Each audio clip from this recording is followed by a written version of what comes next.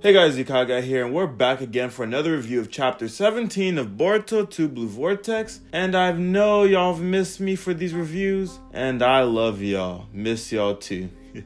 On the latest episode of Real Housewives of Konoha, Sarada is really thinking about what class prep said to her earlier. Sometimes I forget Kishimoto is painting Sarada to be more emotional than the typical Uchiha.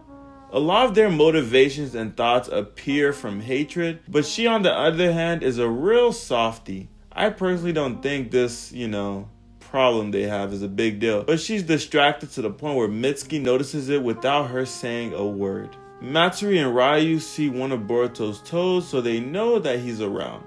But the team is looking at them from a distance, and now we learn that the plan is to take them down by separating Ryu from Matsuri so Sarada and Mitsuki can kill him. They have to become friends first, and they are going to use the fact that they are trying to capture Boruto as the common denominator. And for some reason, Matsuri starts blushing at the sight of Konohamaru walking towards them, while Ryu is asking her how they should respond because she is his elder, and you're probably wondering how did they get to this point. We get a flashback to Shikamaru telling Konohamaru that defeating them and getting their thorn bob is the only way to get their friends back, or else they will keep resurrecting as Shinjus. Konohamaru asks the question we've all been waiting for him to ask, which is, how did Shikamaru get his hands on this knowledge? But of course his IQ lets him deflect easily and tells him, it's above your pay grade.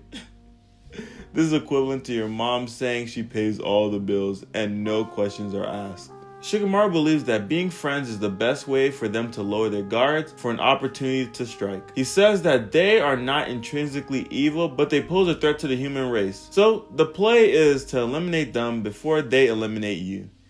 Brilliant Shika, just brilliant. Back to present time, Konohamaru suggests that he goes with Matsuri and the crew goes with Ryu because splitting them up will better their chances of finding Boruto. And this man Ryu is confused as to why Matsuri is acting so different. Like, man, please stop fantasizing about Konohamaru.